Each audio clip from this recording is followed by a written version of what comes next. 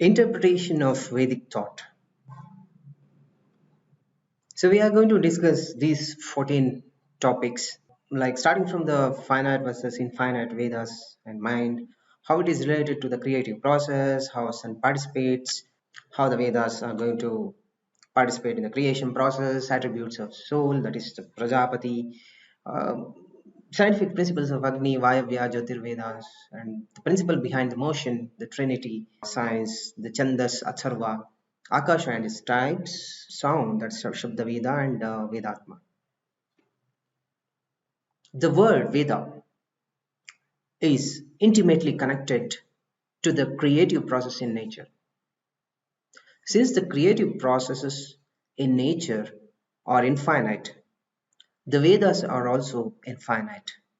So it's called as Ananta Vaivedaha. Ananta means infinite. Since they occur in the nature, they are not the product of human mind. That's why Vedas are called as Apaurusheya.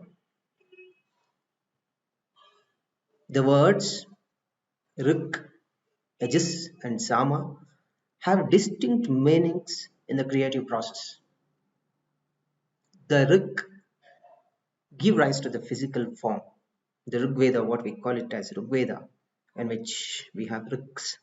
Basically, when we dig into the elemental aspects or the driving principle behind the Rig Veda, it is Riks, which is nothing but the one which gives rise to the physical form of the object.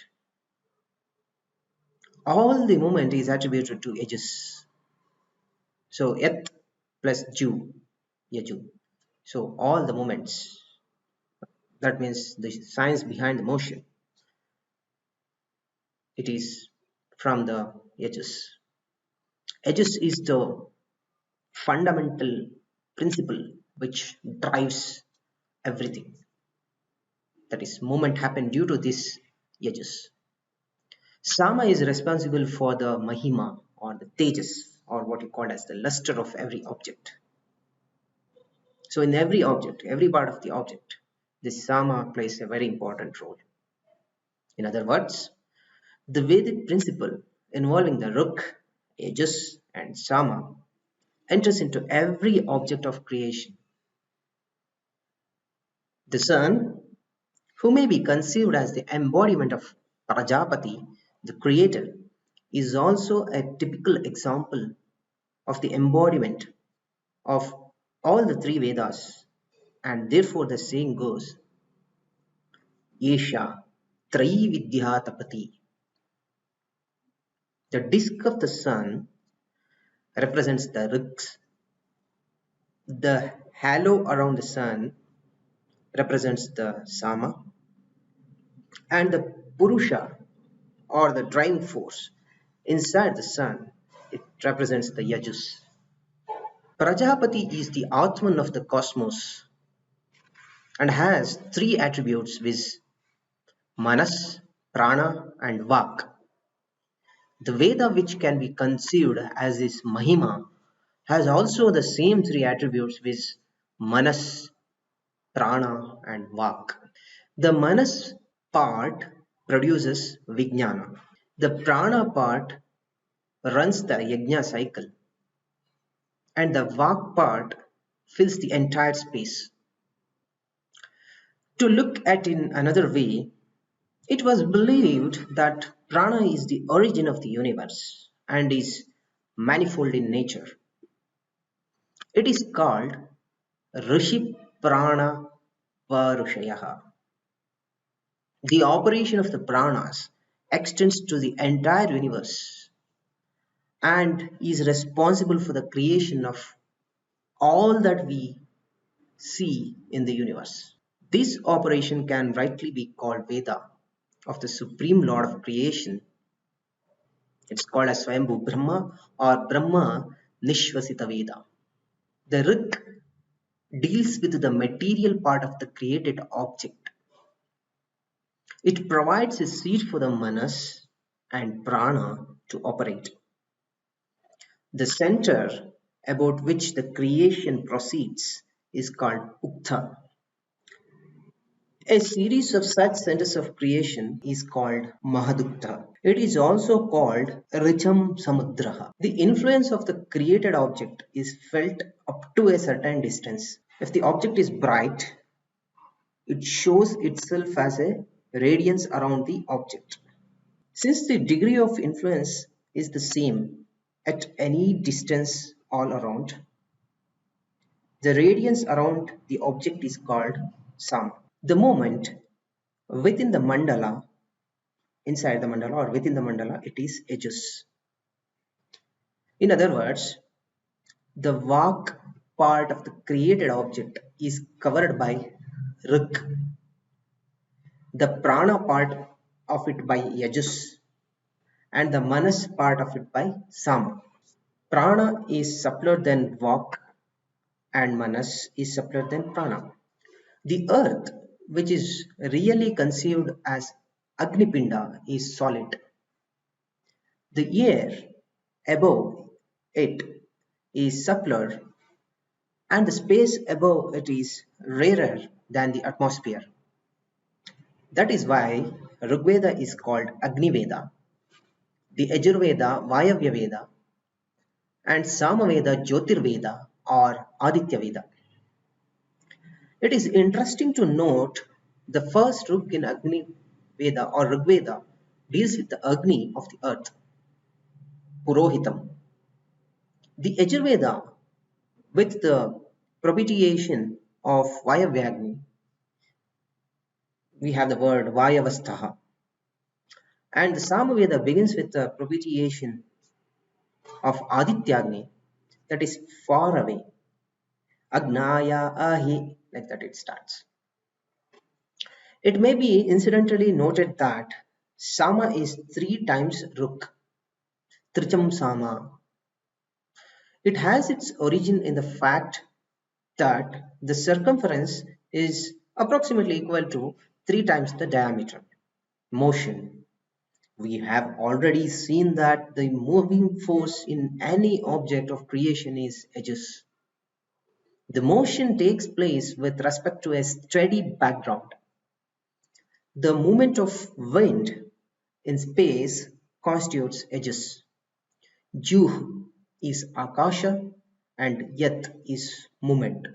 The background of the establishment of an object of creation called Brahma.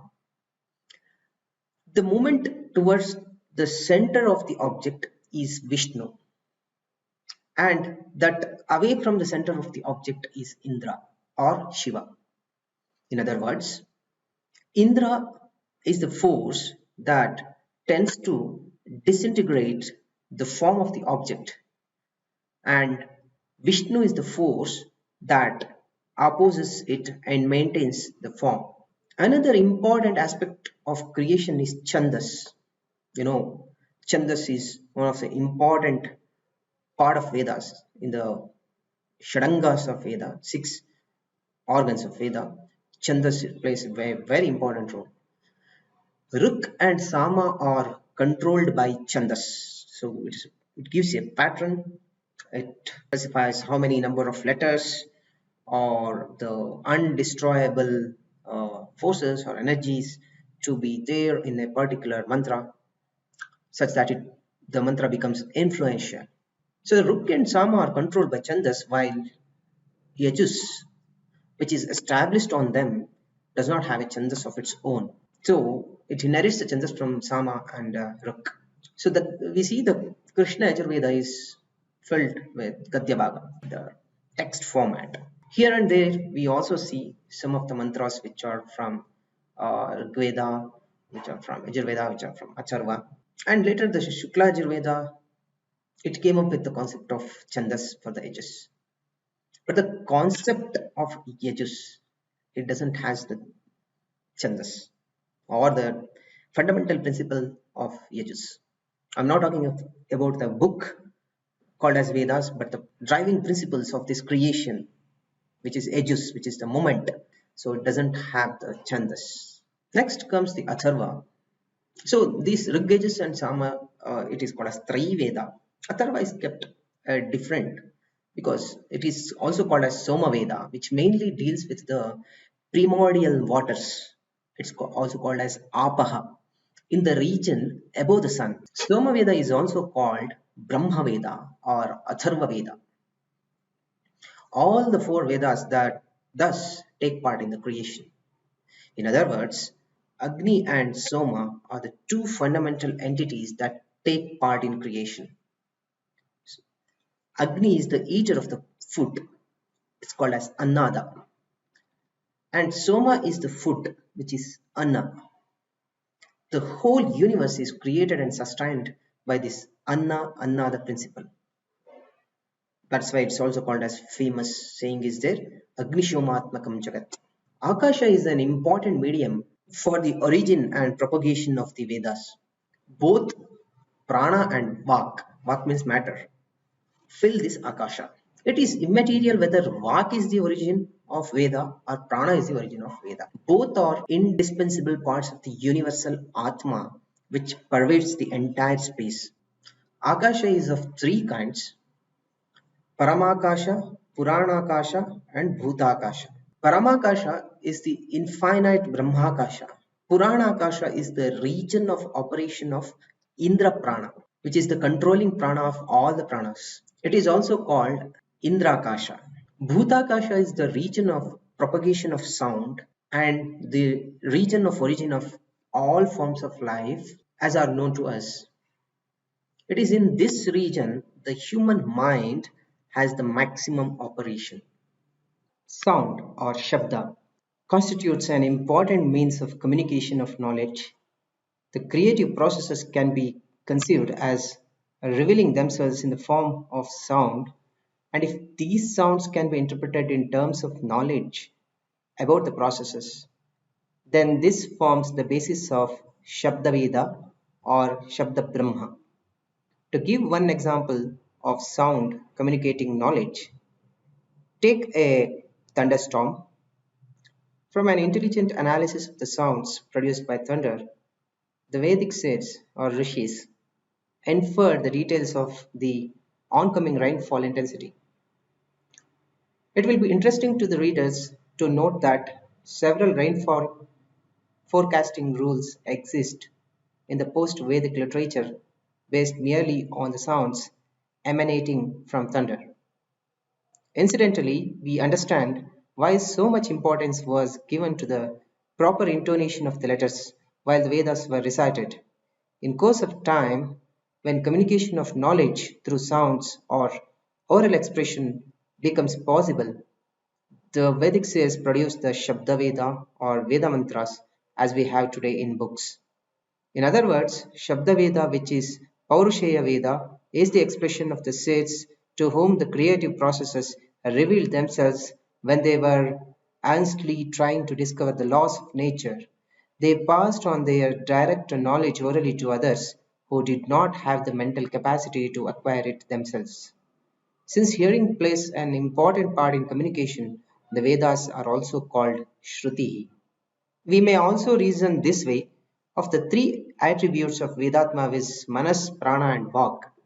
The Vaak part is of two kinds. One is in the form of Shabda Brahma and the other in the form of Artha Brahma.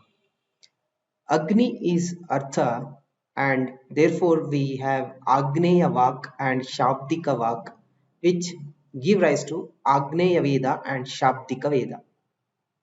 Agni-Veda, which may also be called Vijnana-Veda, is part of Ishvara himself and is therefore a Paurusheya. Shabdika Veda, which may also be called Shastra Veda, is Paurusheya. Shabda Veda represents the Sharira of Veda, while Vijnana Veda represents the Atma of Veda. To conclude, the universe cannot originate from the books. The Brahmana texts, in fact, use the terms Rik, Yajus, and Saama as indicating not only the books but also as elements or tattvas which go for making the world. In order to understand the approach of the Brahmana texts, we have to understand some basic concepts that underlie that approach. An understanding of those basic concepts lead us to the worldview of the Vedas, which paved the way for the Upanishadic philosophy.